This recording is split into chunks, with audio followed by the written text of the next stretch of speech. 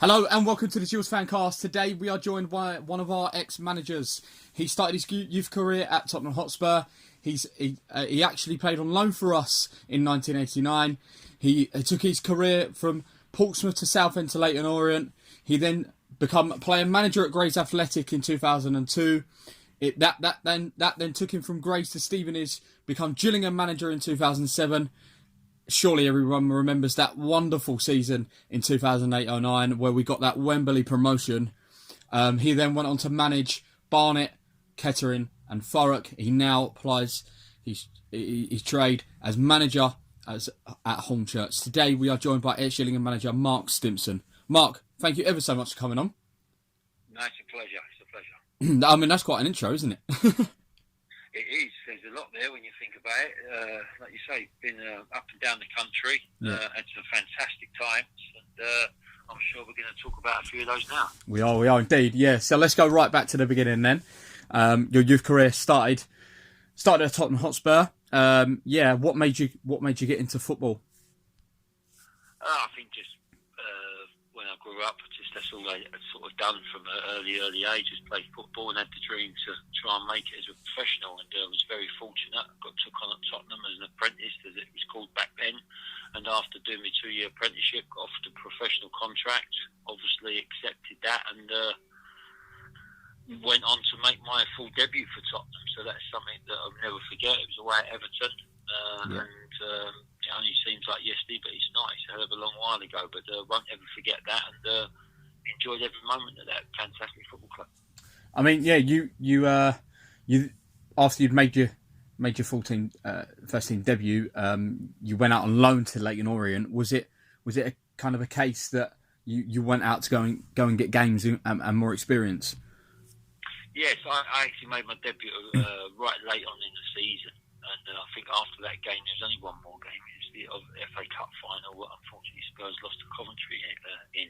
And the next season, after I realised I wasn't going to get it first team at Spurs, it was important to go and get some senior football. And like you said, I went out there to Leyton Orient, enjoyed that time, worked under Frank Clark, who was a very experienced manager. And fortunate for me, played in my position as left back, and I gained a lot of knowledge off him, and enjoyed my time there at Leyton Orient. Yeah, I mean, Gillingham fans kind of then first come across you in 1989 because you went back to Spurs, then was sent out on loan. You rocked up and ended up playing 18 games for the Gills. Yeah, what was it about Gills that drew you to the club? There's a couple of things. One really important again was the manager. It was Keith Birkinshaw. Yeah. He'd been manager at Tottenham when I was an apprentice, and obviously had that job. And after speaking to him and him explaining to me what he wanted me to do, and I really was excited by that. And also there was a couple of players there at the time, Gavin Peacock, who I played youth football with and against, and also older players who I looked and watched on TV like George Burley, and I just thought it was a great match. I went there, I enjoyed again every moment of it, and although I was only there 3 months, I think I came third or second. I can't second, you come second, yeah. Second, it was player of the year. And I think Gav might have beat me, and Ronnie Hilliard, who was an absolute legend at the club, goalkeeper. I think he may have come either first or third. You probably have to correct me on that. So again, good times. There's some old experienced players there. Alan Walker, what a centre half he was. Yeah. David Smith, who played in front of me on the wing. Had pace, had players like George Burley, Gavin Peacock. So it was a good side, and with Keith Birkinshaw being in charge, we tried to play a certain way, and that was football, the right way that I thought was the game should be played, and enjoyed my months there, and that led then on to a move to Newcastle. Yeah, it did. Yeah. At the end of the 88-89 season, you left. You ended up leaving Spurs. Got a permanent move to Newcastle. The size of that football club, just you must turn up at the ground and the training ground, and you pretty much decision made, surely. Yes, it was one of those. I'd been offered a new contract at Tottenham, but Newcastle came in for me. And again, speaking to the manager there, Jim Smith, he could guarantee me first team football, and that's something I needed at that age. Yeah. I didn't want to go and sit in the reserves again and just play sort of non-competitive football. I needed first team football. Speaking to Jim Smith, and then, like you say, actually travelling up there and seeing the stadium, it was a no-brainer. So I went and signed, and until then, you hear about what it means to the North East football, but until you actually go in it and play in it, you don't understand it. It's everything. You know, the guys up there just live for football. And again, I'd in a different time. My first season was very, very enjoyable. I think I played over 40 odd games. Finished on a bad note. We got beat by Sunderland in the playoff final, and the Geordie guys, that is something just not thinkable, but it happened. Yeah. And then after that, change of manager, change of style of play. I had an indifferent couple of seasons, but I'm a sort of positive guy, and I always try to remember the good times rather than the bad times. And there's a lot more pluses than minuses in that little stint at Newcastle. Yeah, I mean, any memorable games that kind of stand out in your time at Newcastle? Yeah, a few, to be honest. There was always derby games against Sunderland. They was always full of everything, really. People competing, good football. The Middlesbrough games were good as well, so that was like a derby. But then at the time, I think West Ham was a good side in the division, so those games was always good, especially being from the East End. You go back and play at Upton Park, and with all your family watching that was good.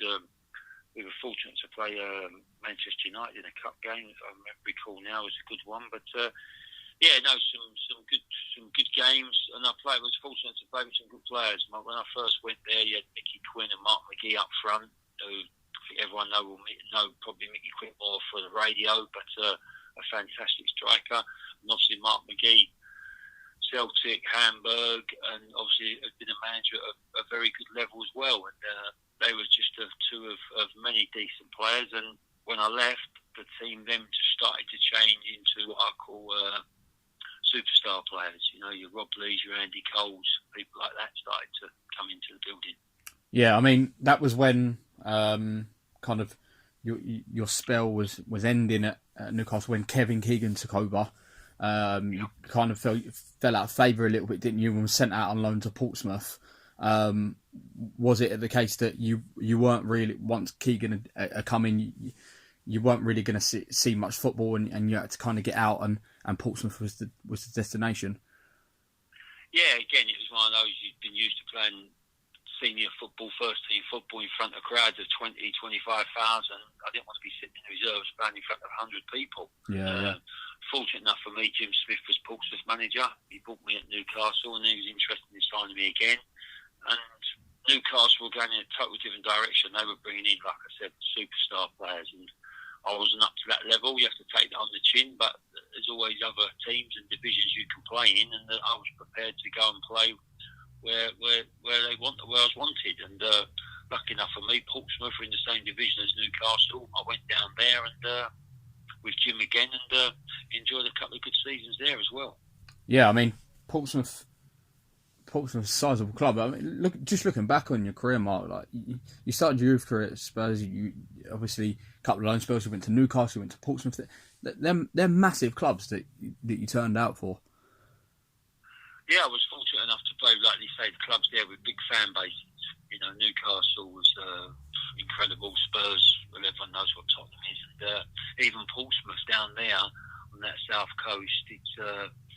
It means a lot to the people, and we were, in my time there, we were a good cup side. The league we probably didn't achieve as much as we should have, but in the cups, I remember one week we played Blackburn away in the FA Cup. We had Shearer and the Suttons, who ended up winning the Premier League. They were Premier League, we were Championship.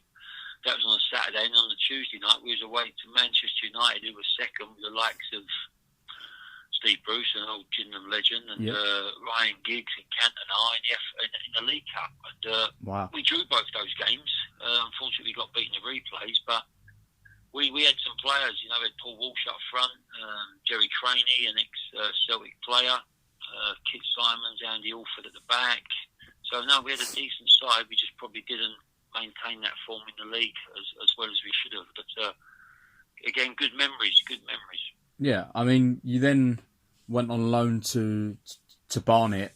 I mean, just looking back, that was kind of your fourth loan spell around your career. Was it frustrating that you kind of, when you arrived at a club, I know obviously for Newcastle and Portsmouth, and later on when we get to Southend, they're the kind of most experiences you made. Was it frustrating for you that you never went and kind of settled at a club and went on and played 100 plus games? Possibly. I think if you look at the stats at Newcastle, I think I did just about make over 100. I think what they only give you the league games, because at the time when I was playing, you played Anglo-Italian Cup. Oh, okay. And there was all other cup competitions. I think I just squeezed over 100 at Newcastle. With the Barnet one at Portsmouth, I had to have a year out. I had a serious back injury. I had something, it was a spinal fusion. I fractured my lower back. So I was out for a year. So when I come back, I was way off the pace of things. And I was fortunate enough at the time to have a great physio there, and a lady called Wendy Chamberlain, who was actually, Mark Chamberlain's wife and Oxlade Chamberlain's mum. And wow. She done all my rehab work from a hospital, and that was fantastic. And in Barnet, the Paul there was, again, the manager was Ray Clements. Okay. Ex-Tottenham. So again, although it was 2 divisions below, I needed to play football. I needed a month's football to try and get my legs and body going again, just to see sort of what level I was going to end up playing at, because obviously it was quite a serious injury. I went to Barnet. Again, good times, although it was only for a month. Out with someone who I keep in contact, not regularly, but when we talk, we took every week, and that was an old player there in Alan Pardew. He was on his last sort of days, and we struck up a good relationship, and had a month, went back to Portsmouth, got back in the team, but again, a change of manager and a change of ideas. Southend come in for me, and again, that was sort of what I called moving back home, going back into sort of the Essex area from being up north and down south. I thought the time was right. And I've been fortunate, again, I keep mentioning these managers, but the manager at Southend at the time was Ronnie Whelan. Yeah. Who his nickname was Medals. I don't have to say why, but no, the way he wanted to play football was what I'd love to hear. We went there, equivalent to championship level now, and although I went there, I think it was in March, we just missed out on the playoffs that season. So it was a good start, but like most things, Ronnie left, new manager comes in, didn't want to play that type of football, and we had what I call footballers, and the way the manager wanted to play it didn't suit, and unfortunately we got a relegation. And then that hit the club bad, to be honest, and the players were leaving, likes of Mike Marsh, who was a fantastic centre midfield player. We had a lad up front called Andy Rammell, who was a good old-fashioned centre forward you could play off. When you start losing key players like that, the quality goes down, and sadly, Southend had a couple of relegations. Yeah, I mean, you mentioned the managers that you've kind of played under. Do you think that, obviously we'll speak about your managerial career a little bit later, but do you think that a lot of the managers that you played under, you kind of took things from later on down the line? I think every player will tell you goes into management. You try and take little bits and pieces from each manager. Yeah. Like a couple, I think you mentioned one there, Kevin Keegan was one I had, and also Ozzy Ardiles at Newcastle as well as my manager. So I've been, like I say, lucky, blessed, whatever you want to say. I've had World Cup winners, I've had England managers, Terry Venables. So yeah, you pick up little bits and pieces for each one, good and bad, and then you try and obviously you have your own ideas how you want to play it, and you try and put that into practice when you get the opportunity. Yeah, you mentioned about kind of Southend ended up getting relegated in the end. That kind of then forced a move to Leyton Orient. How did that move come about? Because obviously they were your former club, weren't they? So. I wasn't getting a game at Southend, and it come late on in the season, again in the deadline day, then that was sort of March. and I'd done a deal there where I went there to the end of the season. Orient were in League 2 would be now, and my contract was if we got promoted, I'd get a new contract. And the team there, looking at the team, and I'll go through a couple of players. Dean Smith with my room partner, who obviously is doing all right for himself now. Martin Ling was a centre midfield player who had some ability. We had Craig Maskell up front, Alex Inglethorpe. So I thought we had a chance. We had a chance of promotion. So I went and done that. Unfortunately, and it's my last senior league game, I got dropped for the playoff final at Wembley. Wow. Against Scunthorpe. I played in the semi-final, two-legged against Rotherham. We won. And I got left out of the final for, obviously, the manager's reasons. And unfortunately, lost that game. So that meant me not having a contract. And then looking elsewhere. And then that's when I probably decided to go part-time and start coaching. So I went into the Tottenham Academy. And I ended up doing that for 5 years. Worked with some very good young players there who have gone on to obviously be Premier League players now. And then obviously started my part-time football with Canvey Island, who again was full up with old pros, Steve Tilson, Paul Williams, Keith Dublin, just to name a few sort of thing. And even Julian Dix come down and played a little while for us. And there at Canvey we had some great cup runs, live TV games on the BBC against Northampton. And also won the FA Trophy at Villa Park for the first time for the club. So that was very pleasing. Yeah, which you set up, correct if I'm wrong, you set up the winning goal and you won man of the match that day as well, didn't you? Yeah, it was a good day for me. It was a good day, that one, yes. Then obviously, you spent a couple of 2 or 3 years at Canvey, and in 2002, Gray's come along. This was kind of your first spell as manager. I know you were player manager at the time. You mentioned about coaching. Did you kind of always see yourself as a number one, or was you willing to kind of take any kind of coaching role and work your way up? Or if I'm totally honest, I will be totally honest. At first, I thought the coaching role was going to suit me because I really liked helping young players. Even my time at Southend, there was a couple of young players there who I used to spend a little bit of time with after training and do some extra work. And then obviously going into the academy at Spurs, thinking, this could be the route. But then went into Grays as player coach, and then obviously got the job as player manager. And I would say once you get that second win or third win on the trot, that buzz gets you. Yeah, it gets you, and it's sort of I don't know. It sort of takes over, and you want it more and more. And so my I sort of changed. I got that job, and then the good thing at Grays was I had a chairman there who sort of had a lot of ambition. And I said to him, I want to try and convert Grays from being a part-time team into a full-time team. Yeah. With young players who get released from pro clubs. I went round to the likes of Tottenham, Arsenal, West Ham, Orient, Barnet, Southend, Charlton. And I got hold of about 7 young players who had all been released at 17, 18. One being 15. Wow. Gary Hooper at Spurs. And getting them senior experience at men's football at Grays, and the likes of Gary Hooper, Freddie Eastwood, who ended up playing for Southend, Wolves, Wales, Michael Kitely, he went on to play for Wolves as well.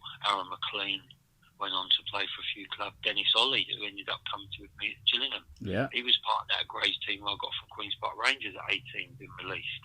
Wow. So we had a fantastic team at Grays. It was very successful. We won the Conference South and the trophy in the same year. The following year, we went up to the conference. We lost in the semi-final. Again, won't forget that game because it was a Wednesday night against Halifax. The manager at Halifax at the time, and I think it was the first time he beat me. Unfortunately, it was Chris Wilder, who, again, he's not doing too bad for himself. Doing all right. And then that was on the Wednesday, and on the Sunday we won the trophy final again for the second year at Upton Park, where I think Grays took something on the region of 15,000 supporters. Wow. That was good. That was fantastic memories. But like most things, unfortunately, this game we choose to be in. You leave for whatever reasons. I did that, and then you'll tell me next who I went on to. Yeah. You went on to Stevenage. What was it? How did the move come about, and what was it about Stevenage that kind of pulled you away from Grays? Well, first it was difficult to leave Grays because, like I just said, those players there exceptional. We'd lost Freddie. Freddie had already moved on to Southend. Yeah. But I think in that last Trophy Cup final, I had Kitely-eyed Dennis Solly, I had Aaron McLean, I had Stuart Thurgood who'd come to Gillingham as well later on. Gary Hooper was actually on the bench that game. Can you believe it? Wow. And it was an hard one, but it's just the direction I wanted to go into. The chairman didn't really want to do it for some reason, and I do bump into him occasionally. And whenever we do have a chat, he always says, "I wished I would have gone along with what you've said." Yeah. Listen, it's life. We have to move on, and we did. I resigned. I didn't have a job, to be fair, but I just thought I took the club as far as I could, to be honest with myself. And then, lucky enough, after about a month, I went and met Stevenage. I also met a couple of other teams, and the club itself, Stevenage, felt the right fit for me. They was again into developing young players. Obviously, wanted to compete at the right end of the table, but wanted to play a certain way of football. So we went into there. Unfortunately, I couldn't take any players from Grays because we was in the same league. So no players at the time was able to leave, get out their contracts. But we had a decent left winger there at the time, and after working for a couple of weeks, I thought he's good, but he's not a left winger. I need to play him in the middle of the pitch, and that was George Boyd. So I moved him in the middle. The only reason I moved him in the middle was I convinced the chairman to go and pay £4,000 for Steve Morrison from Bishop Stortford. Wow. And we'll talk about Steve from the Gillingham days when we get onto it. But so I've got Steve, played him as a 9, George as a 10, and by Christmas we was absolutely flying. I think we'd gone something like 18 games unbeaten. But unfortunately, George Boyd had something in his contract. If someone offered £250,000, he was allowed to talk to him. And Peterborough matched that. George went there and obviously signed because they were a League One club. We lost George. So hard to replace. You just don't replace someone like George Boyd at that level. Yeah.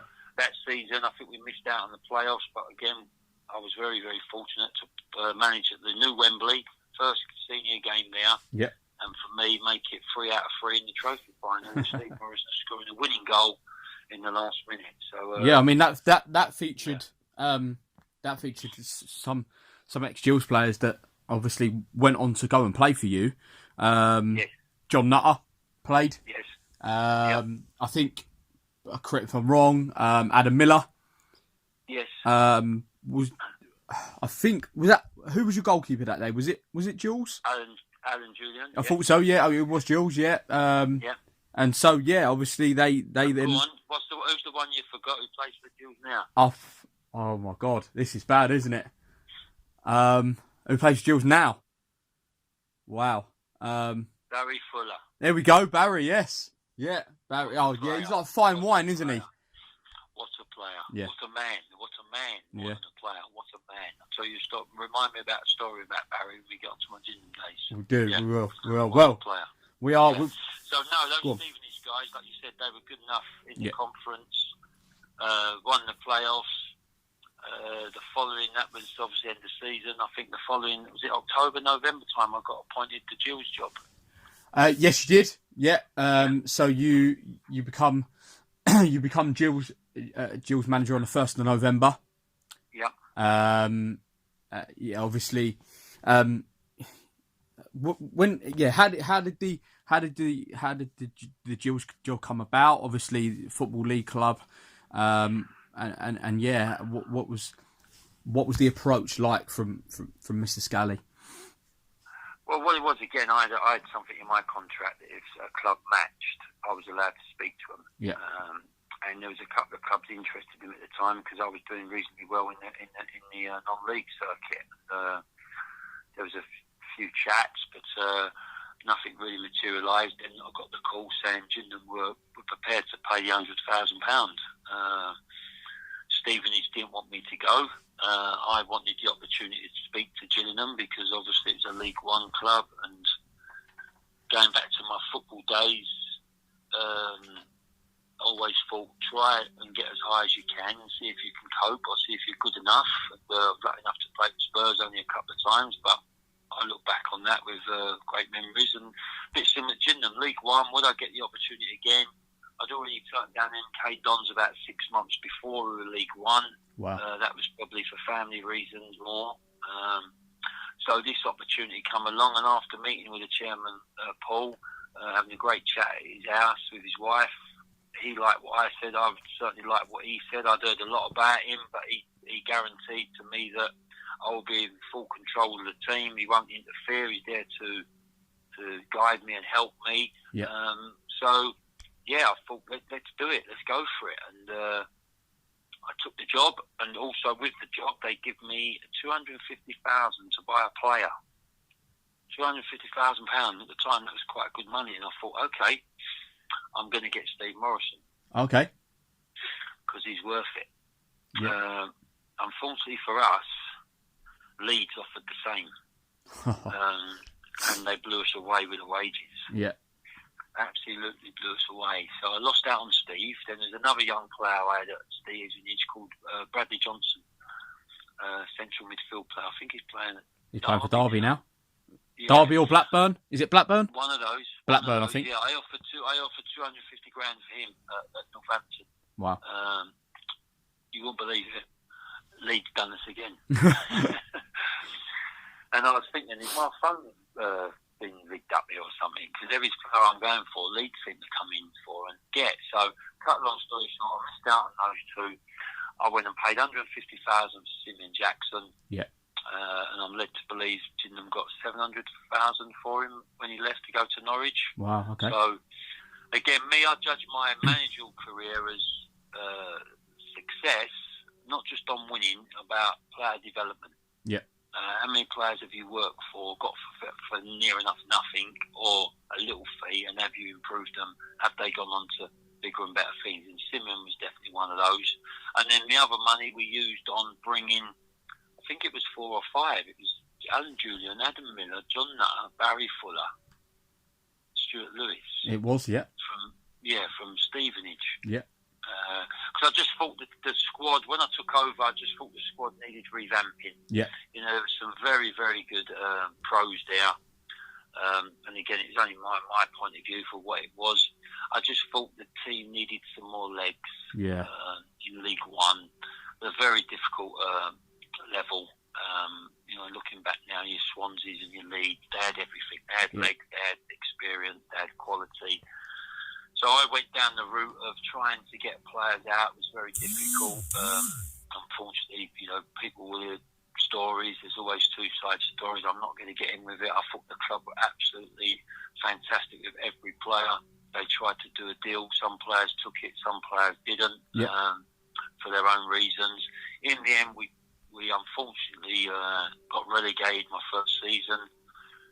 But again, speaking with the chairman throughout that season, he was so positive because he knew I was that type of guy, and we were going to come back and have a real go at it with the players we'd sort of got, and then also with the likes of Simon Royce still able, Simon King, who's just an exceptional player,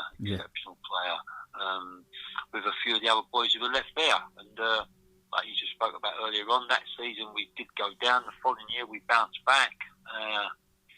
Had a great run. Curtis Weston coming into the team, Josh Wright coming into the team in Christmas time and giving us something else, a bit more quality on the ball, and ended up going to that fantastic stadium. I think was it 45,000 Gillingham fans? It was, yeah. That? Yeah. So to do that for all the sort of hard work I've been through that first sort of 6 months, that certainly smoothed it over and made it a much better summer. I mean, Mark, we'll go back to you mentioned about the players that you brought in in that first kind of 6 months that you took the Gills job. Was your hand kind of forced when you first looked at the squad that they kind of weren't you, because the problem was that when you got that job was that we were kind of I remember it, we were on a little bit of a free fall, and it was a bit hard to kind of stop us, in terms of it was no way your fault and you weren't to blame that we ended up going down. But did you end up seeing that squad and thinking, I'm going to have to change something here because this is not really the squad that I want to go forward with? Yeah, listen, when you took the job, you sit down with the players, you talk to them, you say to the new manager coming in, everyone's going to get an opportunity. Just be ready for the opportunity, take the opportunity. My first 5 games, and we did have some tough games there. I remember we played Swansea, we played Doncaster, who were a very good side at the time. Yeah. But my first 5 games, in 4 of those games, we was either winning or drawing at 75 minutes. Yeah. And we lost 4 out of 5. So that, unfortunately, looking at it, that only boiled down to one thing. Yeah. That was fitness. You know, certain players didn't agree with that, but that's the stat. 75 minutes, we were as good as anyone. We played Swansea away, I think it was. We went ahead 1-0, conceded late and got beat. We got a draw there, so we saved a penalty late. I remember it. Yep. Doncaster, we win and we lost. So after discussions with the players about training methods, might be a little bit different to what we're used to, but this is what we've got to do. Otherwise, we are going to go down, and I ain't coming to go down. I want to be in a team that's mid-table going forward. Yeah. Some players took it on board, some players rebelled against it. You know, and certain days we couldn't even get players out on the training pitch because they had injuries, and wow. So that was difficult, really difficult. And then the boys I was bringing in, wow, you couldn't get these off the training pitch. I dragged these guys off because they want to get better, they want to get fitter, and it was a real horrible atmosphere. It was a horrible atmosphere, and it become a little bit, unfortunately, league, non-league. Did it? Was there kind of a split between the squads? Yeah, there was a little split. I'll be honest with you. There was a split, and it was horrible, and the fans sort of picked up on this as well, and I just used to try and speak to certain people, not everyone, because listen, in the day I'm not going to convince everybody, but people used to say, you bring too many non-league players in, they're not good enough, they're not going to be good enough. And I used to say, tell me Gillingham's possibly greatest player. Yeah. Yeah. And Andy Essendon's title wouldn't be far away, would he? Yeah, no. And where'd he come from? Non-league. So, please, just give these guys a chance. Give them a chance. Don't judge them as non-league. Judge them as a football player. Yeah. And just see how much desire they've got. Because they've all, and I knew Andy, I played against Andy, had some great battles with them. And the one thing you knew you was going to get was 100% effort. And every player I brought into the club at Gillingham done that. And that's all I asked from them. Give me the effort and I'll make you a better player, and hopefully we could get to where we were. So, yeah, it was a difficult time. It was a split. Even to when we won the playoff final, probably no one's ever heard this story. We won the playoff final at Wembley. We got on the coach after the game, come out of Wembley Stadium, and there was a split on the bus. Wow. There was 4 players at the front of the bus. I won't name names. And the rest of the squad, and some of that squad was Andy Bartram from Tottenham Hotspur. Yeah. They was at the back of the bus. Wow. And then you think, wow. Hang on. This is not right. Yeah, what's going on here? But, the year before, there was there's only 4 so-called non-league players there. But Gary Richards come from Colchester, who's part of that playoff team that won with Simon King at the back. And, Unbelievable partner. Unbelievable partnership, them two. Johnny Nutter and Barry Fuller come out of non-league. Mark Bentley was on the bench, come out of non-league. Stuart Lewis. That's what you can't forget is where some of these guys actually come from, and it's still proven now. I'm at non-league level now. I've got a player at Hornchurch who, no disrespect to Gillingham, he's too good for Gillingham. Yeah, far too good. This kid will probably go championship when this sort of lockdown gets out of the way. So it's happening all the time, but it was frustrating because I'm just someone who comes in and just wants to give everything I've got, make players better, make the environment enjoyable. But you mustn't get away from the best players are the fittest players. No. The days of standing on a pitch and admiring a 40, 50-yard pass or flicking it up 2 or 3 times have gone. And that was something that I installed in the young players I had. Yeah. The story about Barry Fuller. Barry Fuller got pneumonia 3 days before Christmas, rushed into hospital. I don't think anyone knew about it. We kept it quiet because the lad was really, really poorly. He was in hospital all over Christmas, all over New Year. He actually played in the final at Wembley that same season. Yeah. He come back stronger, and that's what I said there. Not just a football player, but what a man, a man, and still to play the level he's playing at his age now, like you said, like a great bottle of wine. Yes. Yeah, and in fairness, getting better. Somehow, certainly last year was unbelievable. I think he either won it or come runners up in our Player of the Year. Yes, I do still keep contact with a couple of Gillingham supporters, and that's really nice. I've got one guy who comes and watches us probably 6 times a season. When Gills may be away somewhere midweek and we're local, he comes over and we have a chat. So we catch up and we talk about the old times. We still talk about the young players, like the Jack Payne. I'll give his debut. Remember Luke Freeman? I played away at Barnet as a 15-year-old. Got him removed to Arsenal. Sorry, he went to Newcastle, but he wanted to stay in London, so we got him removed to Arsenal. So again. Unfortunately, it ended sadly because obviously the following season we got relegated. Yeah. A massive loss in that season, and happened in pre-season. We had an offer from Charlton for Simon King. It was a fantastic offer. And again, the chairman, being the chairman, he said to me, "Mark, it's your call. It's a lot of money." I said, "Chairman, it is a lot of money, but this guy, he can take us to the next level. We need to build a team around him." Yeah. Unfortunately, first game in pre-season, Bromley away, he went up to head a ball, come down and snapped his ankle completely. Yeah. And I don't think he played for about 18 months. He didn't, no. And again, to replace someone like that, left-footed centre-half, comfortable with the ball, bring the ball out, play a certain way, we struggled. I struggled. The team struggled to sort of play the way we wanted to play without a Simon King. And me being me, wanting to stick to a certain way of football. If you look back now, there might have been 1 or 2 games I probably would have gone, well, we won't try that, but that's the way I am. Unfortunately, we laughed into the last game of the season. We lost at Wickham. Again, I know it's many years ago, but it only seems like yesterday. And I paid the price, understood the chairman's reasons totally. And didn't, tried to have not a debate over it, but understood it and had to take it on the chin and move on. I mean, we'll go back to that. We can't forget that memorable season that we had, ended in Wembley. Just kind of the results I'm looking at here, that you think at the start of the season it was potentially never going to be possible. Everyone obviously remembers we got whacked at Shrewsbury. Let me interrupt. Please say that word I want you to say. Go on. 7-0. Yeah, I was about to say it. Fantastic. It was up in the Wembley changing room before the game. Yeah. And the words were, "It won't happen today." No.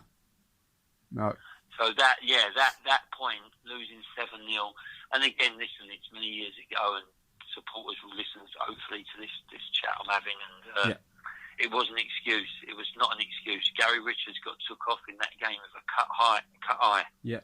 A collision with Grant Holt on 22 minutes, 1-0 down. Their doctor told me he'd be missing for 5 minutes. 25 minutes later, he was still not on the pitch. We were 4-0 down. Yeah. Grant Holt caused absolute havoc in those 20 minutes. Again, coming back that night, you fear the worst because it's such a bad result. And again, the chairman being just absolutely fantastic with me, just saying, "Mark, it's a one-off. Yeah. I understand where you're coming from. I wasn't making excuses. In fact, Gary got took off. They told us if it had been 25 minutes, I'd have replaced him." Yeah, exactly. Yeah. But we got over that. There was a couple of other results, like you're probably going to point out in the season, where you think, "Oh, this ain't going to plan." But me being me, knowing that second half we're going to come strong because fitness levels they won't deteriorate. They're going to get better. And then adding Josh Wright to the squad. Yeah. Who was a very good football player technically. He fit in nicely into that midfield for us. Yeah, I mean, I will speak about some of the results that. I mean, yeah, you look at results here kind of early on, and we were kind of mixed match side kind of early in the season. We'd go and beat Rotherham at home 4-0, then we'd go to Bury and get beaten 4-0, and then we lose to Luton. Did we lose to Luton 1-0 home as well? Yeah, we did. Yeah, but then we'd draw at home to Aldershot 4-4, then go up to Accrington and beat them 2-0. I think one game that kind of stands out in my mind that I thought, you know what, this Gillingham side are really special, the Tuesday night at Notts County where Simeon Jackson scored, and it kind of felt like that night that the squad were together, and this was kind of something special. We then went to Brentford, and at the time, correct me if I'm wrong, I think it was first v second. I think we'd gone on such a run. Around that time that it was actually first v seconds, and it was two sides that were really going for it, wasn't it? Yes. No, and it was like you say, again, the start wasn't what we wanted, but we had this belief in the group. We'll get stronger, we'll get better. It's just a matter of time, and just keep doing what you're doing. And in the end, it was proved right. Although it took us to the playoffs. There ain't many better places to get promoted than winning at Wembley. I think every Gills fan would probably agree. I mean, it's definitely not. I mean, what I do, and I was there that day at Wembley. Right. But I mean, bawling my eyes out after Simeon Jackson headed it into the net.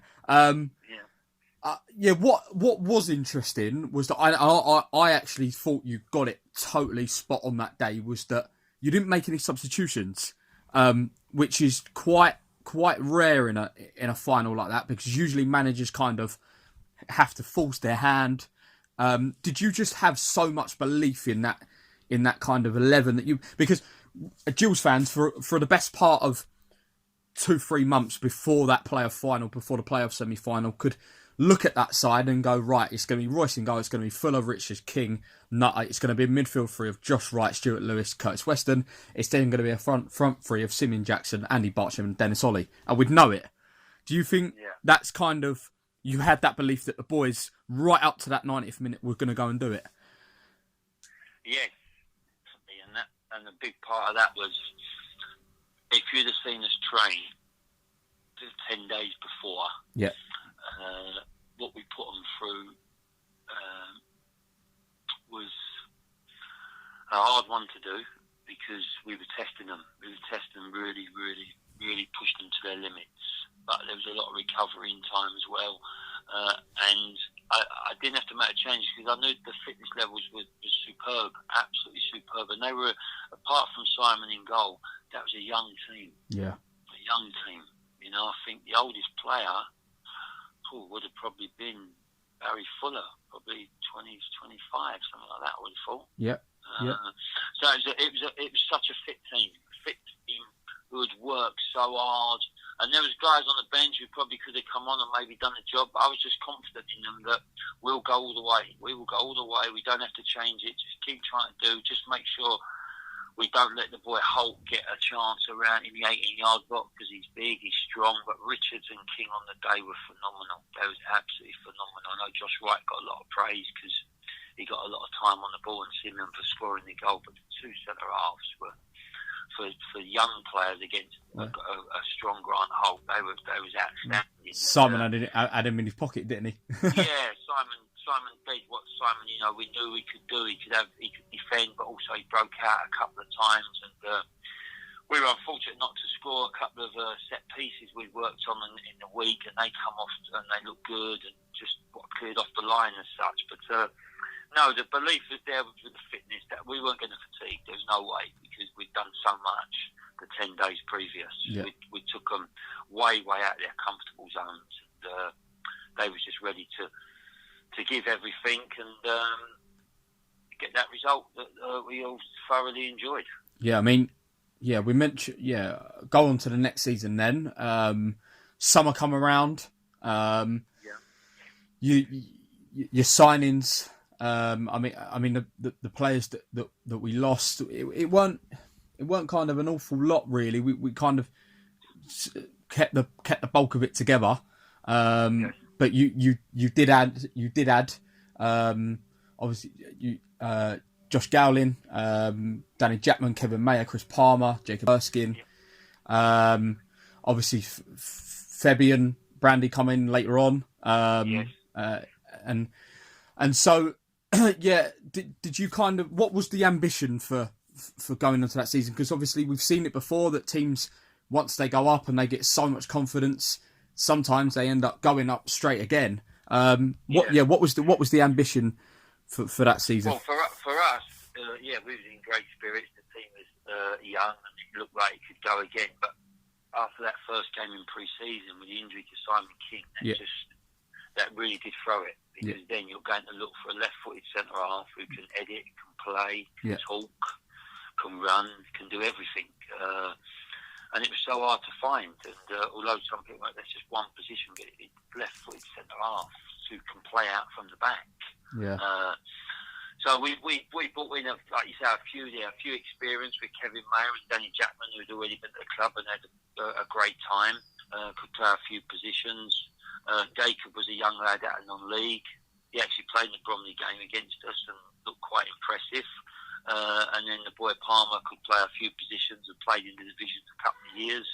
So we just sort of thought, just try and add to it. But we were looking at, obviously with Simon King, it was a different outlook. Once Simon went, unfortunately got injured, we were just sort of looking, can we get to mid-table, stabilise, and then go again the following season. But unfortunately, that didn't happen, and it was really frustrating because you probably know the stat, and I'll never forget, we'd never won away from home that season. Yeah. It was just amazing because there was games where teams scored in the last minute. We'd played teams off the park. I'll never forget meeting someone for the first time in a game, and I think they beat us convincingly. I think it might have been by 2 goals. It might have been 3-1 or 4-2. But this guy I'm talking about was an absolute legend of a football player. He was manager at Tranmere. Do you know what I'm going to say? Go on. John Barnes. Yeah. He was manager at Tranmere and they beat us, and he said to me after the game, I never met him before in my life, still over before the game, he said to me, Mark, come see me afterwards. I said, okay, and with me being okay, sat in the change room, I thought, I'm not going to go and pester John Barnes. What do you want to talk to me about? He actually come in the change room looking for me. He said, Mark, I want a word with you. Wow. So I went into his office and he said, I'm gutted for you. He said, you've showed my boys today how to play football. He said, but you've got nothing out of the game. He said, I can't believe it. He said, with it 2 wonder goals. He said, you've done everything except score 6 goals. He said, and I'd like to keep in contact. And at that era, we used to change DVDs with certain managers. If we were playing a team and you knew a manager, he'd send you the DVD the week before so you could have a little look at it, and I'd do the same to other managers. And he said, I'd love to be able to do that. And I was like, it's John Barnes. You know, don't usually get starstruck, but of course I will, John, you know. And so although we lost, I come away with, because you always question yourself, you've got beat, why did we get beat? Was it me? Was it the team I picked? Was it the way we played? But after hearing that from someone at that sort of level, you think, keep going. Yeah. And I said, the amazing thing about that, we beat the likes of Southampton who went up, we beat Leeds who went up, we beat Swansea that went up. Yeah. All at home, we absolutely wiped the floor with them. Yeah, we did. And then we'd go away, and like I said, there was times we got beat. I don't think we ever got beat badly. I think Southampton might have given us a drumming down there. Yeah, 4-1, yeah. Again, you look at their team they had at the time, Lallana's and Foster in goal, and Font at the back, who's a Portuguese international now, Lambert up front. You think, well, okay. But apart from that, we held our own. And then to get to sort of like 3 or 4 games at the end of the season, thinking we only won away from home, how can this not be? No. And unfortunately, we couldn't change that. Even that last one at Wickham, we just didn't manage it. And all our good work at home, I think our last home game was Southampton at home. Alan Partridge was manager. Yeah. And I remember if we'd have got 4 points from the 2 games, we stayed up no matter what. and we was thinking, well, if we can get a point against Southampton, who weren't automatically up then, and then go to Wickham and win, that could be the 4 points. But I think we beat Southampton 2-0, 2-1, comfortably. 2-1, yeah. We won, and you think, not job done, but what a great chance we've got. But that's football. Yeah. You have to go out there every week and earn that right and score those goals, and we didn't. And like I said, I took the brunt of it. I obviously got dismissed and moved on. Yeah. Wish the chairman and the club all the best, and obviously still look out for their results now, and moved on to my next sort of journey. Yeah, I mean, just quickly, just finishing off with Gills, looking back on that season, do you kind of put it down to the fact that recruitment or luck, because obviously injuries played a massive part? Do you put it down? Because do you put it down to maybe recruitment? Because obviously you look at obviously the players that we brought in and their experience, but you go back to you having like young, hungry players. No disrespect to Palmer, Chris Palmer and Kevin Mayer, they were more kind of down the experience route. Did you want to go? Once we'd moved up a level, did you want to go more that route rather than go in the same route that you did for League Two? Again, I think it's a combination of what you said there: the luck, the injuries, the recruitment. It's probably a combination of all three. If you go back on your time now, would you possibly go Kevin Mayer and Chris Palmer rather than sign two? Do you go for one sort of better player or more expensive player as such? But again, everything's governed by budgets. Like I said, we give Simon King a new 3-year contract that season because we refused the offer from Charlton, but we had to improve Simon's deal, so we tripled his wages. So that was a big chunk of the budget. So then you have to, again, you guidelined it, you have to be sensible. So with the recruitment side of it, I just thought we'd go for numbers, experience. It didn't work out. Would you try it again differently? I'd say who knows. I think the big one was the Simon King. That was I mean, massive. that day at Wickham, Mark. I bet the thing is that I was at Wickham and it was kind of all against us, wasn't it? Was that in terms of we were the favourites not to go down. We were kind of ahead of the pack. The only way we could kind of go down was goal difference. If teams had won around us, I mean, in fairness, and then I still remember it. It was kind of, I think it was 0-0 at the time. You might be able to correct me if I'm wrong. Jackson missed it, kind of Simeon putting it straight over the bar from a yard out, and you thought, here we go. Yes, that for me, and again, I spoke to Simeon for about 2 months ago. I hadn't spoke to him for a few years because he's been up north, but I was going through my garage a couple of months ago, and I've actually got the ball that he scored with at Wembley, and he signed it for me. Wow. And obviously I don't need it anymore, and I'm going to give it to Simeon when we meet up. It's only because his lockdown ain't going to meet up and give him to it. But we spoke about that, and I said, it's different scales. You score that goal, we win 1-0 or we draw. I don't get the sack on the Monday, and who knows? But you missed it. I get the sack, and you go and move to Norwich. You missed the goal. How to work that one out? But no, you have to laugh about it. You have to get, it's all this buts and maybe. Of course. On the day, they'd already been relegated. They played with so much freedom. Yeah. The boys destroyed us on the day. Can you remember who that was? I'm going to say... He plays for West Brom now. Matty Phillips. That's it. Yeah, he destroyed us on the day, and he had the potential to do that. He was just a lad who was going to go on to bigger and better things. We couldn't control him on the day. He caused chaos. They scored their goals. We didn't. And no, when that final whistle went, it was a feeling of very, very disappointed, frustrated, and ready to take what's sort of coming, sort of thing, Yeah, I mean, coming next for you in the summer, once you'd left the Gills, you're appointed the manager of Barnet. I mean, how did the move come about, and why Barnet?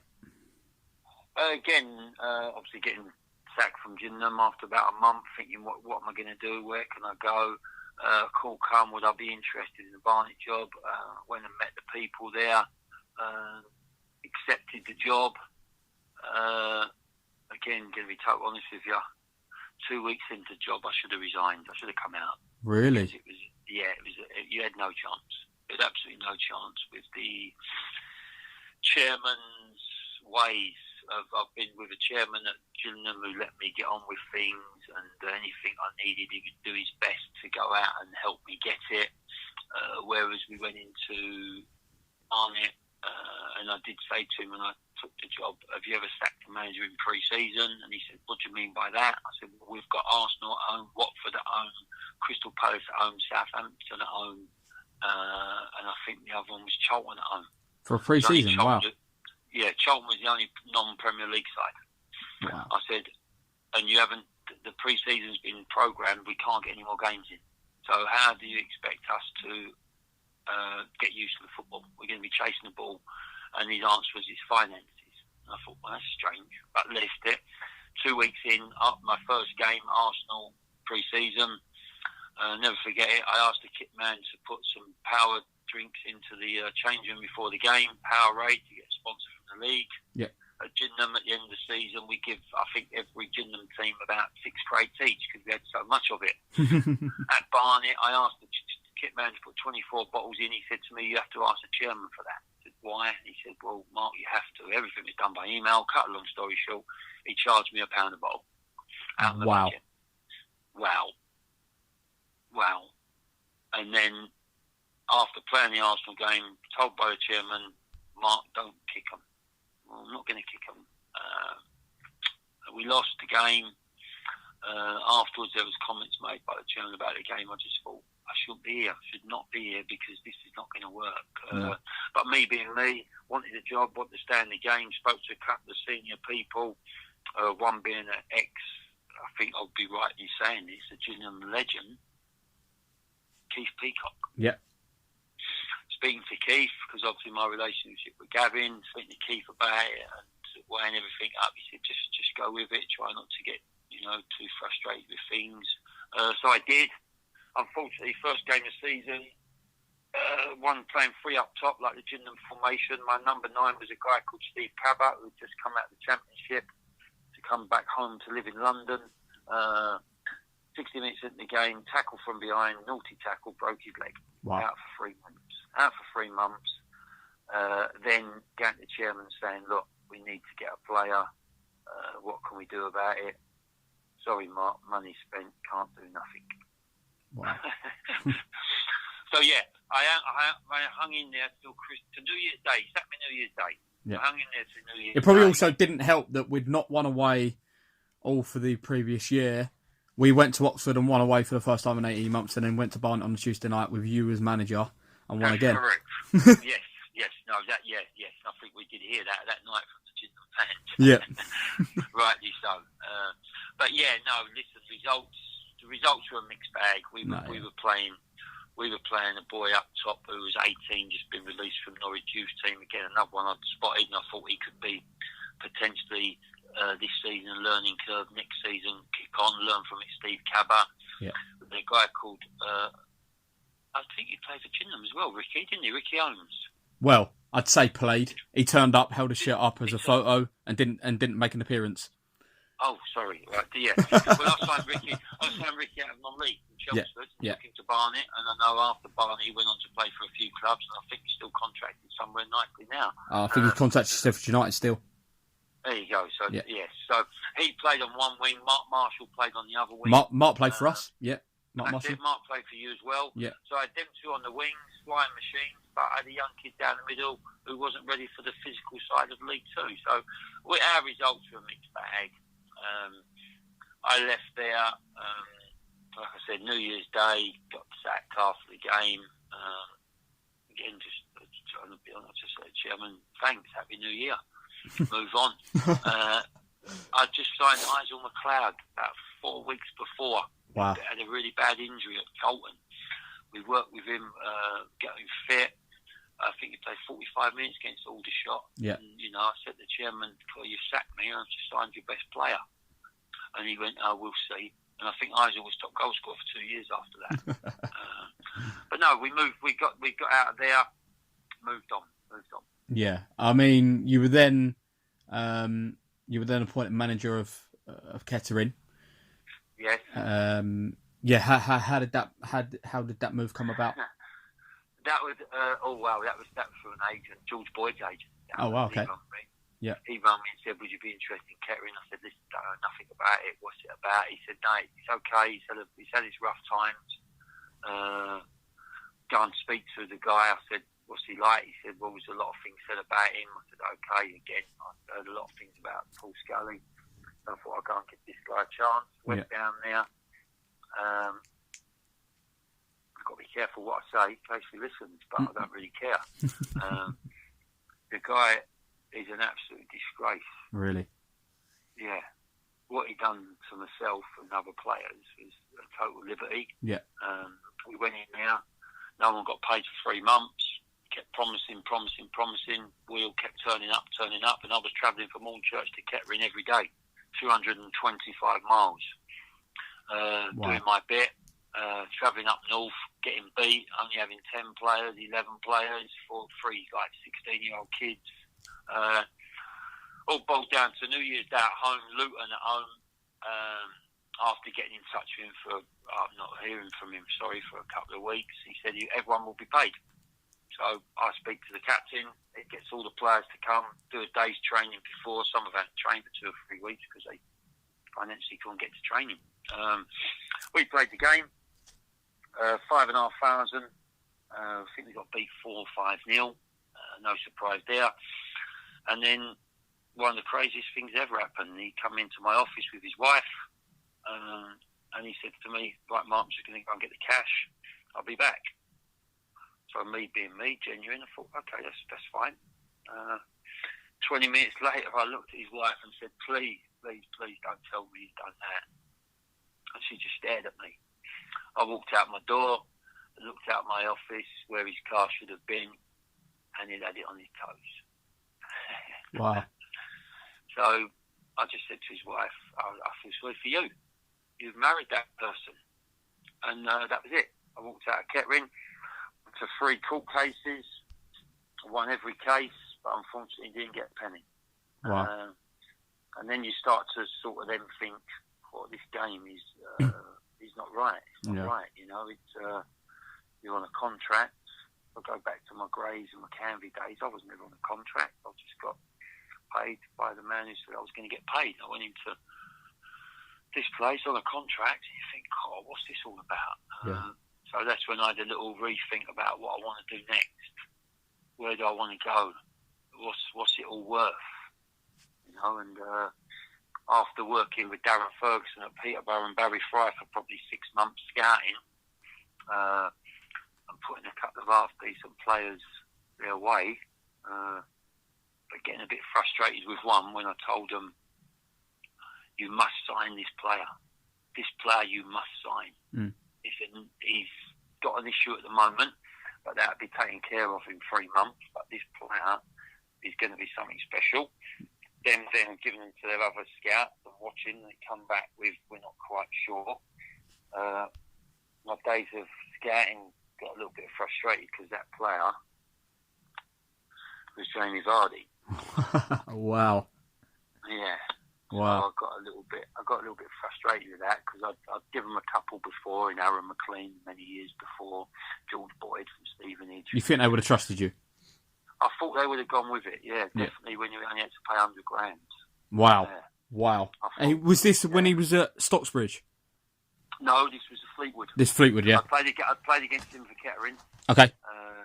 I played against him for Kettering on a Tuesday night game, absolutely blowing a gale full swing, and this kid was so quick, it was incredible.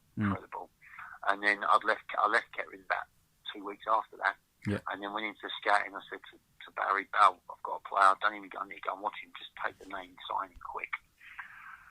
Unfortunately, that didn't happen. And then they said, no, stay. So me being me, I'll stay. Then I went for another player for them. I went and watched this player play for, I think it was Hitchin he first started out at. Then he got a move to Luton. And I said again, sign this player before he plays in the playoff final at Luton, because if you don't, he's going to score at Wembley and you're going to have to pay a lot of money for him. They went and looked. They said no, Andre Gray. So that was it. I'd had enough. I thought, no, I'm not going to do it no more. And then possibly my boy then was around 19, just got released from Barnet. Yeah, Charlie, yeah. Had a couple of mates who had been released from Charlton, West Ham. They all needed senior football. And knowing the Thurrock owner through a family friend, they were looking for a new manager. Yep. They were looking to go into a new direction. Spoke to him and said, let's give it a go. Let's give it a go. I've got a couple of young players here who I think will be decent for this level. We might be able to move one or two on and get something for it, and we'll enjoy it. And that's what I've done. I went into Thurrock, stayed there. We moved two players on. One was a young lad who come through our system at Thurrock called Mark Stimson. He went to Luton for 2 years. He didn't really make it, but he had a gun. And the other boy was a boy called Ricardo Santos, who I took from Dagenham. We sold him to Peterborough. Barry this time listened to me. He listened to me, but at Thurrock, because these boys wasn't on contract, we only got a minimal fee. And I think Peterborough sold him last year to Barnet, as it happens, I think for $100,000. Yeah. So no, we went to Thurrock. I had 6 years there, up and down, one promotion. And then unfortunately the chairman who got cancer and was unfortunately ill, but fingers crossed, everything crossed, he's come through that and he's fitting well now. He just decided that he built the club 35 years ago from a scrap heap. He decided he'd had enough and he just wanted to enjoy his life. And as a matter of fact, I was speaking to him yesterday, so we're still in contact. And he decided to fold the club, so that's what happened. Wow. Yeah, I mean, you mentioned him there, your boy Charlie. Of course, has been at clubs with you. How is Charlie? Yeah, he's great. He's a man now. He's 28. Yeah. So, from starting out at a young age playing football, and he enjoys his football like all young lads do, and he's still enjoying it now, sort of thing. And at the level we play at, he's a decent player. So probably for him, he probably has to be more than decent, if I'm honest. Probably more harder than him than on probably any other player I've managed, unfortunately. But that's the way it is. He understands and he gets on with it. He knows. I tell him many times, there's been opportunities for him to go elsewhere. Go where you enjoy it. And he says, no, I enjoy it here. So long may that continue. Yeah, I mean, after Thurrock folded, you were appointed the manager of Walton Mappy. I mean, obviously, with Thurrock folding, you were then looking for a job. You was only there for a short amount of time, weren't you? Yeah, the Walton Abbey one, again, just met up with the chairman through Season 1. I had a couple of other opportunities, but unfortunately couldn't take jobs for a couple of different reasons. I took the Walton Abbey job, but took a nucleus of 7 players with me from Thurrock. I knew that we're going to be too good for that level. We lost our first game, then we won our next 7. And then Hornchurch, the manager left, and I got a phone call from them. They knew all the players I took to Waltham Abbey because Thurrock and Hornchurch were in the same league the year before. I think we beat them in the playoff semi-final. Yeah. So they knew of the players. They knew I could bring these players across, and it would strengthen their team. We did that. The first sort of season, we stayed up, and then obviously on to this season now, where we improved the squad. We've got in a couple of ex-professionals, and one being Chris Dixon, who I took was on loan from Charlton when I was at Gillingham. You did, yeah. And had a fantastic career in between time. And still, at his young age of 35, Chris was our top goal scorer this season and was second highest goal scorer in the league. Wow. Still got plenty to offer. Yeah, because he was playing at National League South level last year, wasn't he? That's it. He was at National South. Yeah. I spoke to Chris a few times throughout his career, and we had good conversations. Always sort of said it'd be nice to work together again. And when this opportunity came up, he liked it. He knew a few of the players I was signing because they'd all played at decent level as well.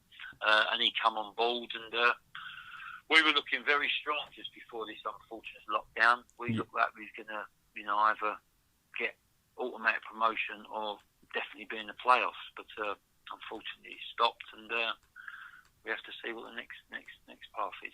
Yeah, I mean, it's a bit of a weird situation at the moment, Mark, isn't it? In the current situation, that obviously all football has been cancelled, and generally football at the level that you're managing, I'm pretty sure that they are going to null and void it, aren't they?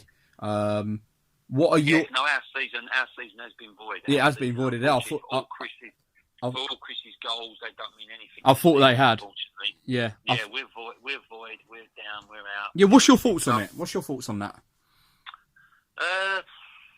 It's difficult because if you're sitting top of the league, you're absolutely distraught because you maybe promotion's been taken away from you. But then if you're down the bottom and you've got a chance of getting out, and you get relegated when you ain't been given a fair chance. Yeah. So, yeah. Listen, I've said to a few people, you're not going to please everyone. I accept this, what they've said, and you have to get on with it. That's it. You can't do no more. It's different if we only had 2 games or 3 games to go, 8 games. And we were playing Worthing in our next game, who were top of our league, I think by 7 points. But we beat Worthing away this year, 6-0. Wow. So, not saying it's a gimme, but we'd have thought we'd have beat Worthing, and then we'd only be 4 points behind them with 7 games to go. Wow. So, yeah, it's not been kind to anybody. We just hope that we can start next season as near as possible, because for clubs like ourselves, it's not just the players, it's the finance side of the bar that takes throughout the summer for events. As you know, it hosts a hell of a lot of birthday parties and celebrations for people, weddings, funerals. So that there is losing a hell of a lot of revenue, and for clubs at our size, we need that. We need that to keep going. There we go. Yeah. Gills fans, he's been brilliant, hasn't he? I'm sure that you can look at the Gills time. Obviously, it didn't end how we wanted it to, but saying that, he's the only Gills manager at the moment that's won at the new Wembley, and I'm sure that's a feat that you're very, very proud of. Thank you ever so much, Mark. Really, really do appreciate you coming on. Keep listening and liking and commenting on all of our stuff. We've got plenty of players and ex-managers coming onto the channel, and lastly, up the Gills.